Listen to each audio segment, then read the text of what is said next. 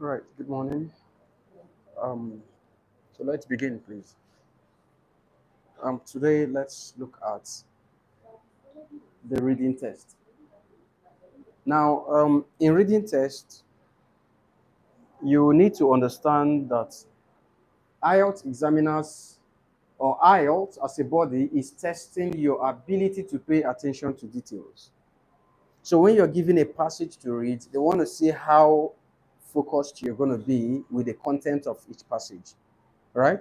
And then they're also testing your reading speed because it is timed. So you're going to read about 3 long passages within 60 minutes. That's 1 hour. In reading tests, the 3 different sections of the reading test, which we call section 1, section 2, section 3, there are time allotments for each. Let's take, for instance, the first section, you are expected to spend 17 minutes.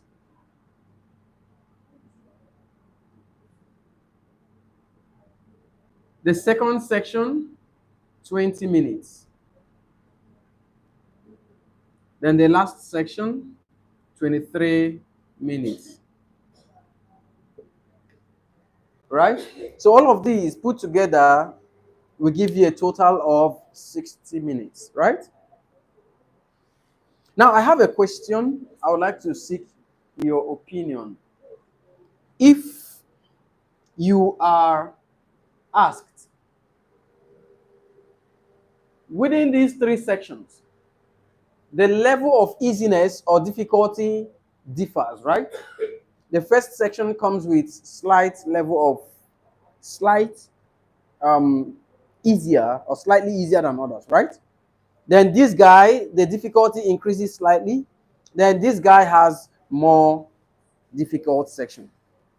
Now, if you are asked, where would you prefer to begin with in reading test? The first section, second section, or the last section? The first? Why?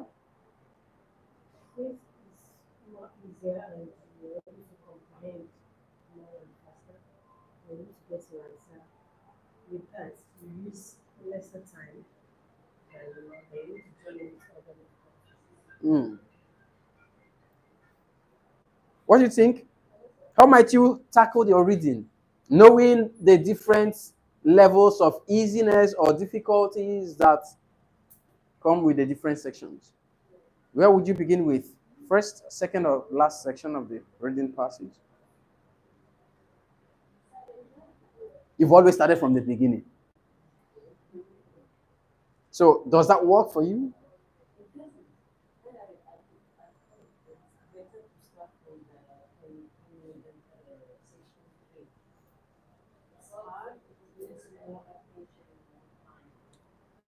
Right. Have you ever tried that?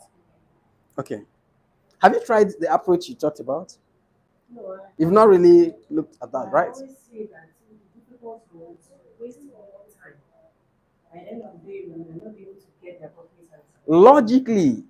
Logically, in reading tests, in fact, not just reading, in education or any academic exercise generally, when you begin to tackle questions and you try to solve the first question and you get it right, you solve the second one, you get it right, the third one, you get it right, you are like, oh boy, I'm a pro, I need to keep on, right?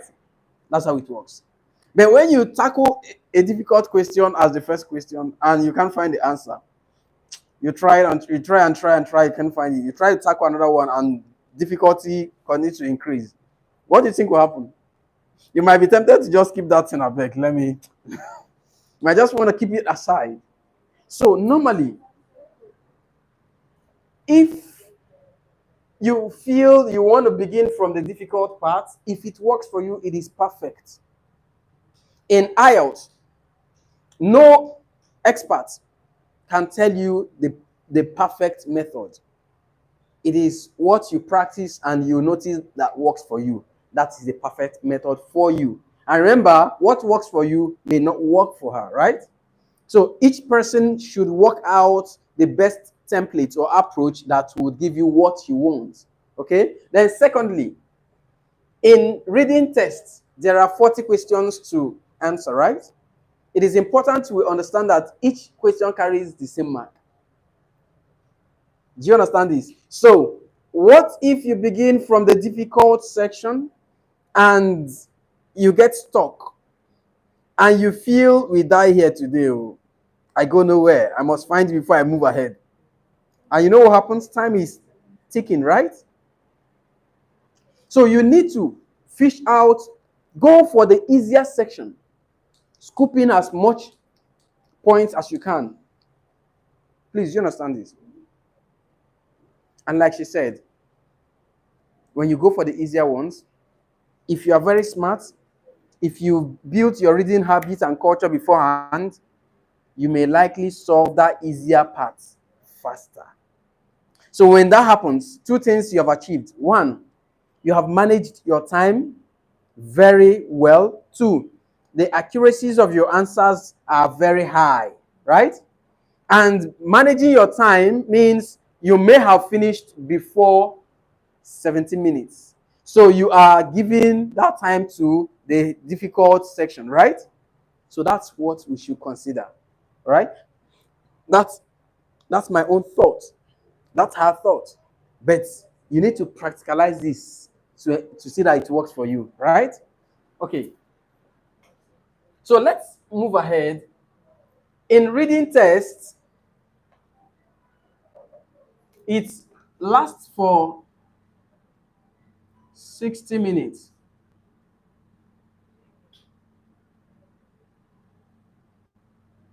There are 40 questions. Each question carries 1 mark. There are 3 long passages that you have to read alongside other extracts that make up the reading exercise. So you need to have this in mind. When you're going or taking on your reading test, the level of your success, the accuracies of your answers, and your ability to read fast depends on your habits before now.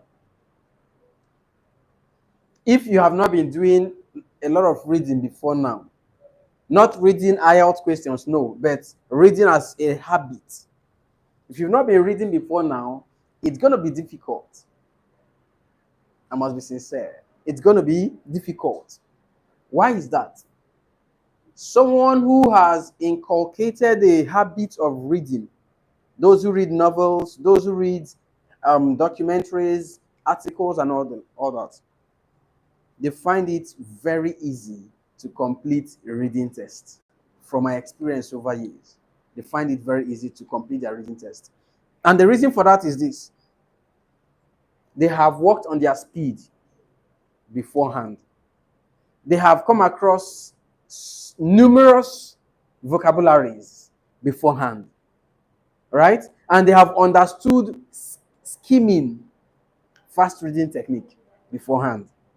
So when they pick up an IELTS reading question, it is nothing to them. Imagine someone who reads about 5 voluminous novels in a week. What is 6 pages to the person, right? So you need to have built your reading habit. Secondly, when you are reading, you also need to have built skimming. This is one important skill you need for reading tests. When you are not familiar with this, or you've not been practicing this, you've not mastered the skill of skimming, when you take on a reading question, it will take you minutes to complete a paragraph. Because when you're reading, you are going through every letter that make up a word before you read it. You will go through every letter that make up a word before you read it. You are slowing down your reading pace. But someone who has built and developed this reading skill will not want to go through the entire letters of a word before they give you the name. When they see the first 2 or 3 letters and the last 2 letters, they already know what it is. Do you understand this? So it's easier for them to read fast, very quickly, and they are done with the first paragraph. While you are still there, doing back and forth, when you read, it doesn't make sense to you, you go back to begin the same sentence, just to have an idea. So before you are done reading one passage, the coordinators will announce to you, you have 20 minutes more. And that will disorganize you. Okay, so now let's look at important keys in reading. These important keys we call the 3 T's. The 3 T's here include trick, also known as the bracket trick. Then we have the tips and we have techniques. Let's look at the trick. Now, what's this bracket trick all about? Have you heard about it before? Mitik, you already know the bracket trick? You know? Have you heard about the bracket trick? Yeah. Okay. Now, the bracket trick is the practice of putting a part of your answer that you're not so sure about in bracket. It's the practice of putting in bracket a part of your answer that you're not so sure about. So when you read a question and you go to the passage, you read the passage and you've identified your answer. Perhaps the instruction says no more than 2 words, and you find it, the 2-word answer.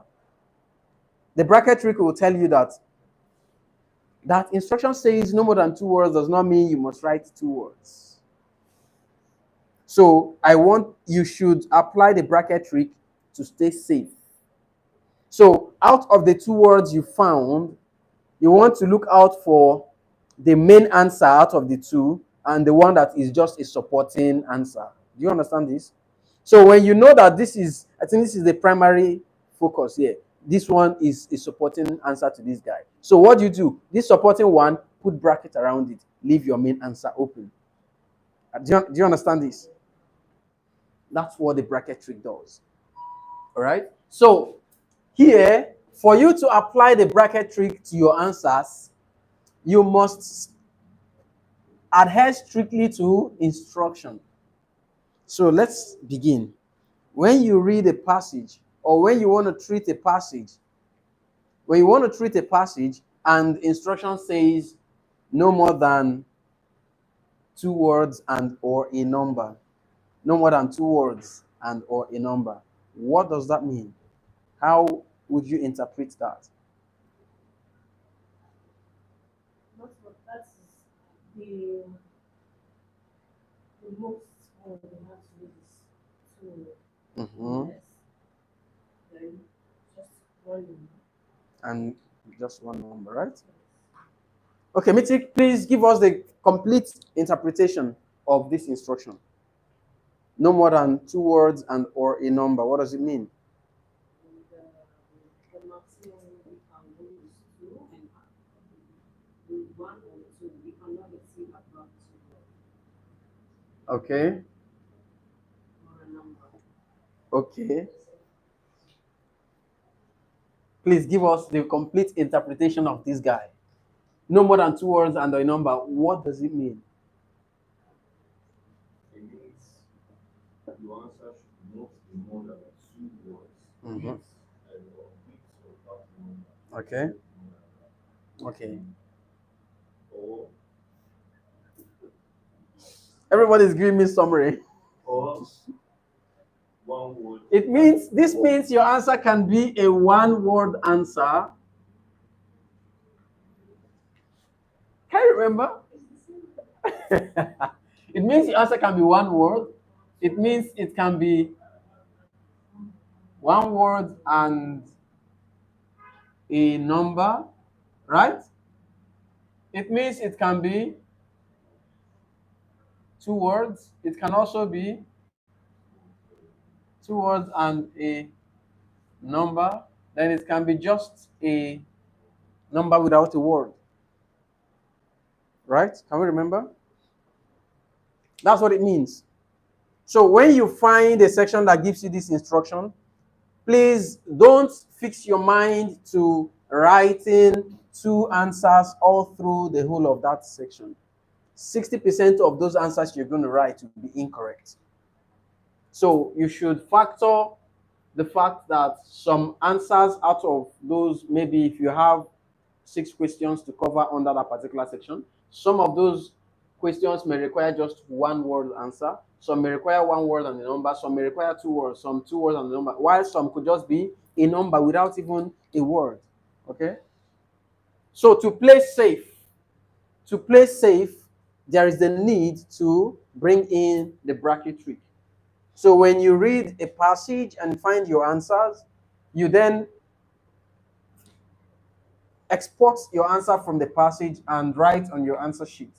Then consider out of the 2 words you have written, because you're trying to follow the stipulated number of words. So out of the 2 words you've written, you want to look out or try to find out which of these words might be a supporting word answer to the keyword. So when you are able to identify them, so let's say for instance you found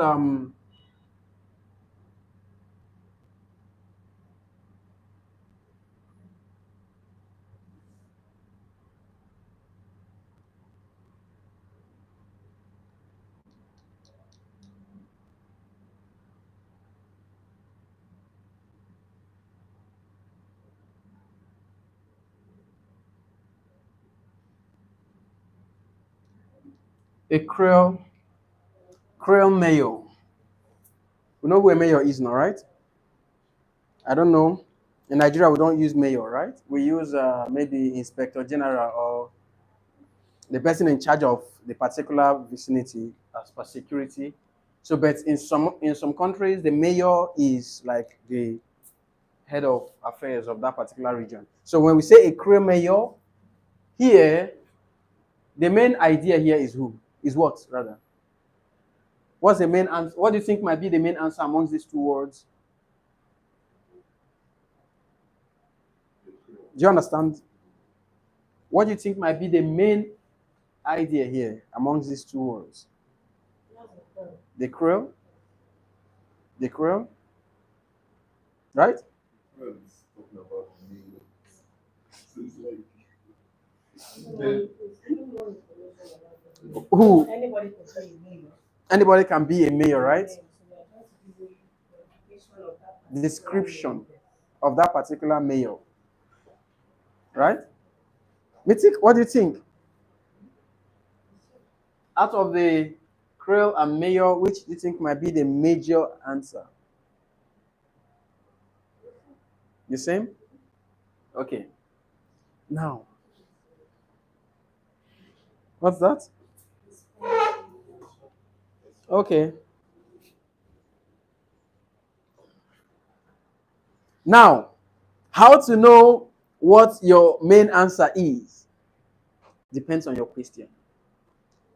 If the question is asking for the description or attribute or quality or characteristic of the particular person, then the main answer is Creole.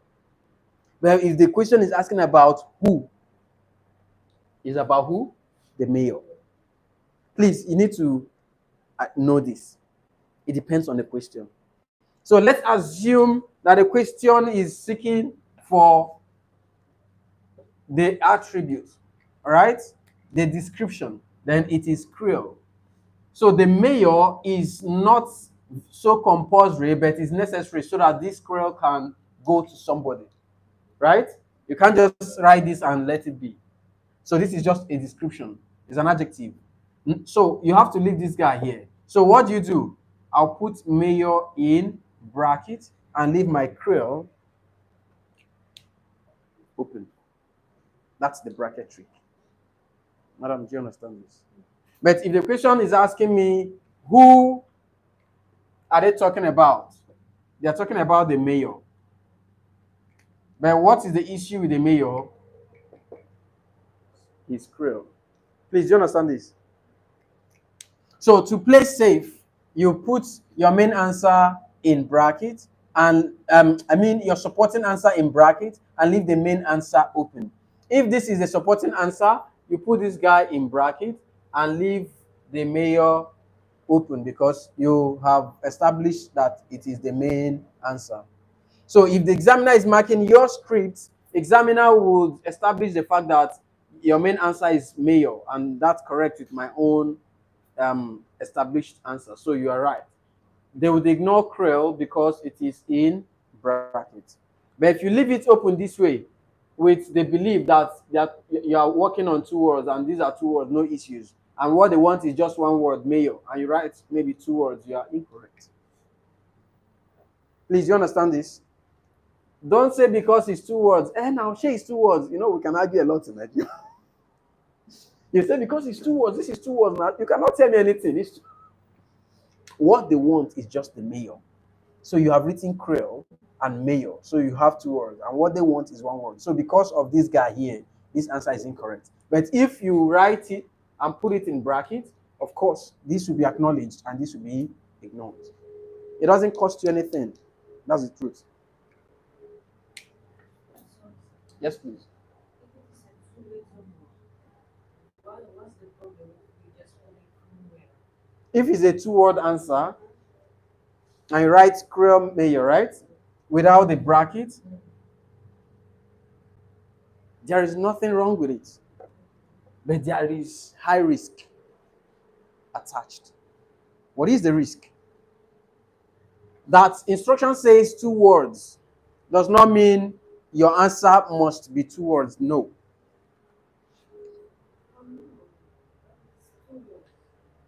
Yes, that's what I'm trying to explain. Instruction says no more than two words. The emphasis is that don't go beyond two. That's what the emphasis is. But it says you should understand that it may be one word. It may be one word and a number. It may be two words. So when you write two words and the answer is one word, the two words is incorrect. If I say the color of the day is white, the color of the day is white, I'm not saying you can't wear any other thing, right? But I'm saying you can have a touch of white on your clothes. That's the color of the day, right? So if you have all white, perfect. If you have an attire that has white with little polka dots or any other color, okay too. Do you understand this? Now, if I say I want just white as the color of the day for my occasion, right? And you come with black and white, are you right or wrong? Wrong. So instruction says no more than two words. It doesn't say you must write two words. No. So when you find Creole mayor and you write Creole mayor, perfect. Two words. But the IELTS examiners, those marking your script, what they have is not Creole mayor. Maybe they have only mayor and you have Creole mayor. Your answer is incorrect. That's what I want you to understand. Is it clear? No, it's not clear. It's just logical. It's just for you to understand. So that you don't find your answer, but because of one slight issue, you miss them. So you need to just play safe. Exactly. Because of slight addition. It may be a letter, S, or omission of S, right? So you just need to understand some of these instructions.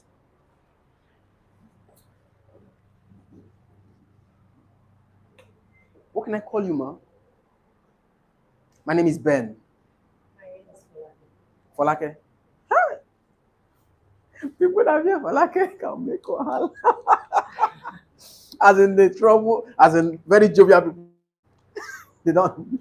I'm just hearing this. Are you serious? I had my former office at UC2 and some other places. Folake, anybody Folake, they can trouble. But they are very friendly. They are very friendly. Okay, so let's go to another category.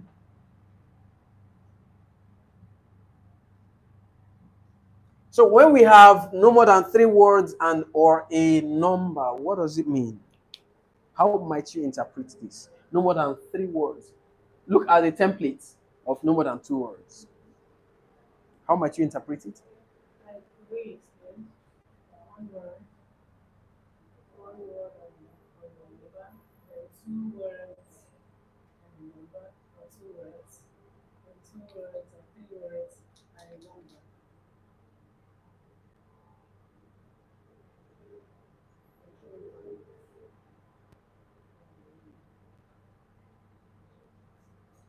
Mm-hmm. Thank you. Okay. So when you are treating no more than 3 words and or a number, it doesn't mean you must write 3 words, right? It means your answer can fall between 1 to 3. It could be 2 words only. That's what they need. All right? So how can we apply the bracket trick? If you have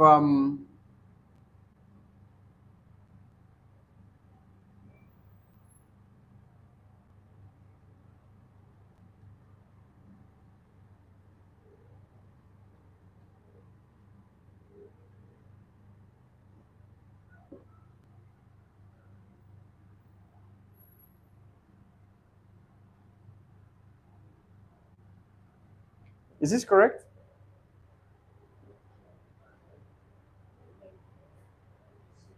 Is it correct? Spelling. Legend. It's correct. What about legendary? Is it correct? TV. Thank you.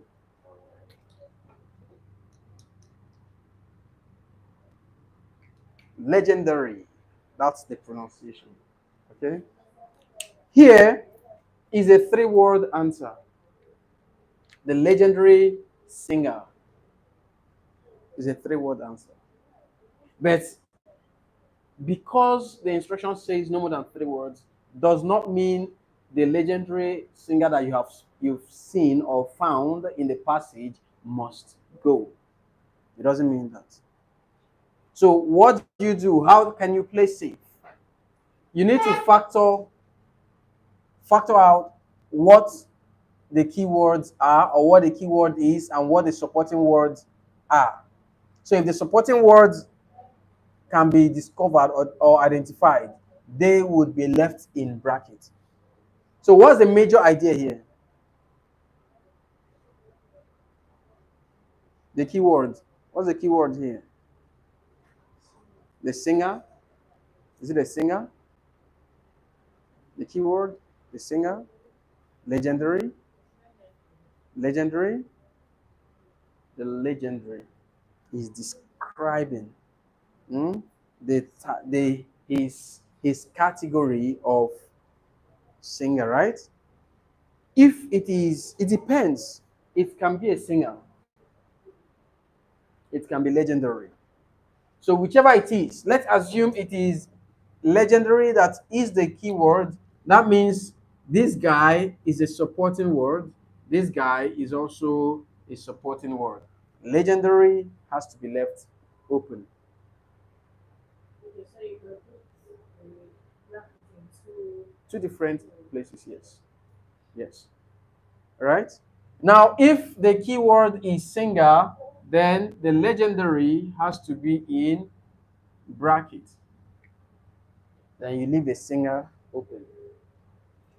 If the examiner wants only singer as the correct answer for this instruction, although it says 3 words, but 1 word can be the perfect answer that they want. So if this is what they want, because these guys are in brackets, examiner would ignore them and you are good to go.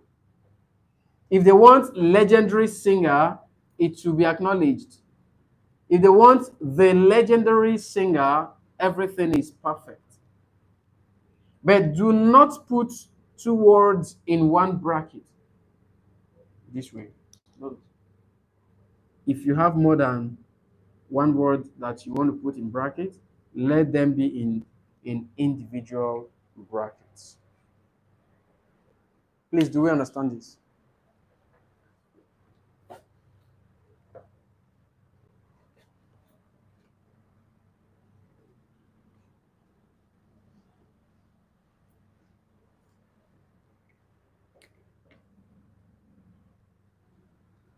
Okay, the next is the tips.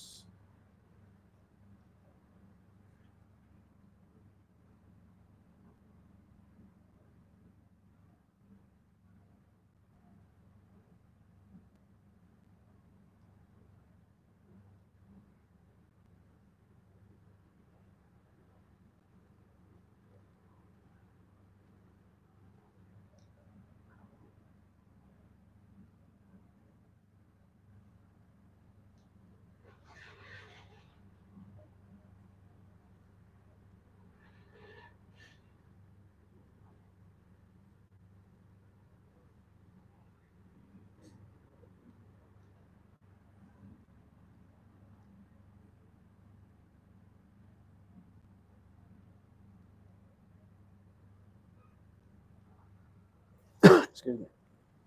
All right, so here we have two tips that we're going to look at in this reading test.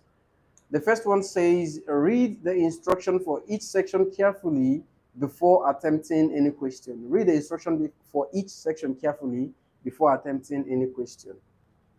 Now, what does this mean? You need to read your instruction, one, to identify how many words your answer should come. That would help you so that you don't write beyond stipulations. Two, reading instruction will also help you to know if your answer should come in alphabets, for instance, A, B, or C, or D, or if you should write your answers in the Roman numerals, I, and all the rest. Reading instruction will also help you to understand if you are meant to choose any two correct answers from the list of options lettered A to whatever it is. Choose any two or any three. Once that is established on the question, it means any three does not require you to write your answers in an orderly manner. It means your answer can come in any form, maybe randomly placed. Yes, your first answer can be C, second answer can be E, last answer can be A. So it says any. Now, if instruction says choose two correct letters from the list of options given, that means you are to follow the right arrangement. So it has to be in order. Can we spot the difference?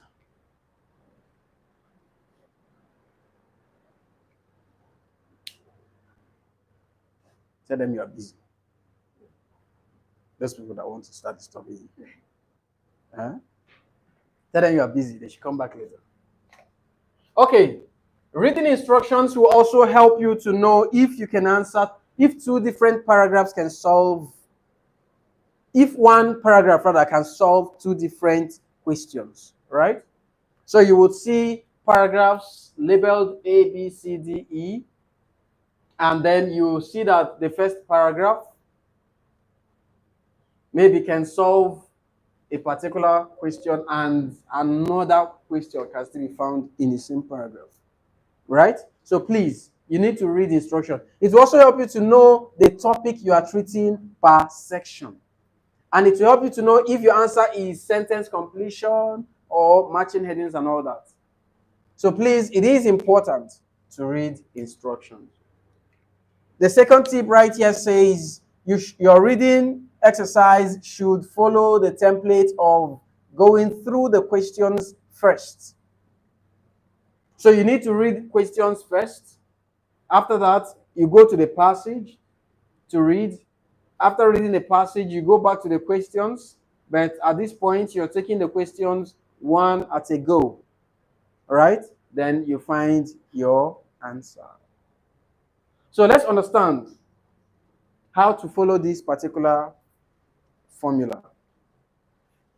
By default, every section comes with a number of questions. Sometimes 5 questions, some 6, some 7, right? So this tip is saying read those 5 or 6 or 7 questions under that section you are about to treat. And when you're reading those questions, do not read the questions to cram them. Do not read the questions to cram them. Don't read more than once. Each question should be read just once. And why are we even reading? We are reading for two things, two reasons. One, we are reading to identify the keywords in each question. Right? That's why we are reading. Two, we are reading to know what we should be looking out for when we go to the passage. So when you read each question, you need to identify the keywords in each question. Use your pen or pencil and underline those keywords in each question. Please, do you understand this? So each question you're reading, identify the keyword and underline it. So the whole of the 5, 6, or 7 questions that you're about to treat under that section, read the questions and identify the keywords at each particular location. So you go to the passage. Now, when you begin to read the passage, if you come across any phrase or sentence or information generally that you feel is referring to maybe those keywords you've read in the question section, when you come across them in the passage, use your pencil and underline the whole of that part. Please, do you understand this? Mythic, do you understand it? So, as you keep reading the passage and your mind keeps pricking you to the fact that, okay, this information I think is about that word in question 2, underline it. As you keep reading, keep underlining. If you're doing a computer-based test, highlight. Highlight. But if it is a paper-based test, use your pen or pencil, underline. Right? So you need to really do a lot of underlining on your reading passage to make it easier for you. So after reading the passage, go back to the questions, but take the questions one at a go. So question 1, for instance, once you read it, you go to the passage and you scan those highlighted or underlined areas to get your answer. Please, do you understand?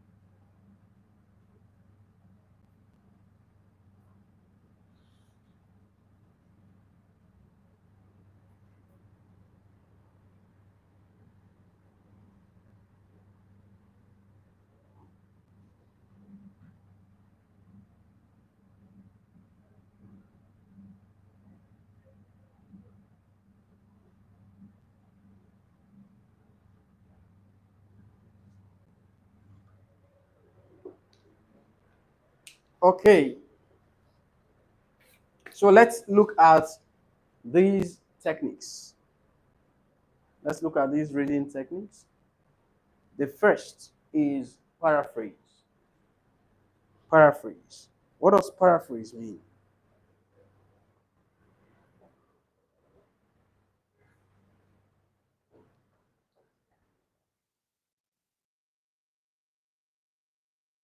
Turn those gadgets off.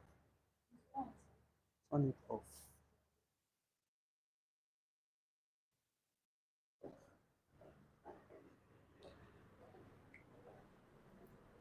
All right. Please, can you help us out? What does paraphrase mean? And not to read in the details. Hmm? I mean, it's not to read the details. Paraphrase. And So first and first of all,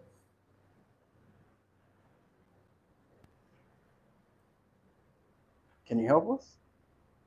Paraphrase. saying practice is saying the same word in different. Saying the same thing. It's the same thing in different word by but by using synonyms. Synonyms. Sure. So, please help us. Paraphrasing, please. Do people paraphrase? No, people don't paraphrase. We just write what nobody understands. Only Spirit. So, please help us with paraphrase. Paraphrasing a sentence simply means changing the sentence words and structure without actually changing the meaning of the sentence. Perfecto.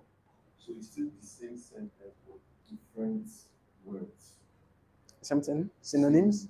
Perfect. Please, do you understand? Paraphrasing. Paraphrasing can be done in different ways or different ways. Not only in English, in different sectors. In fashion.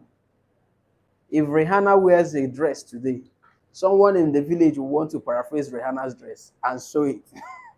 But the fitting will be different, but the same attire, right? You have your photograph.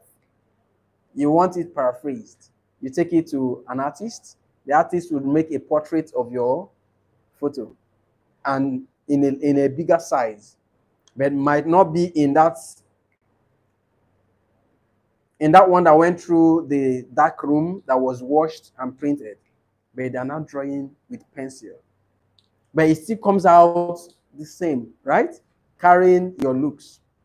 So that's paraphrasing. So in IELTS, paraphrasing is a technique of restating an information using synonyms or phrases that still retain the original idea. Right? It is the technique of restating an information using synonyms or phrases that still retain the original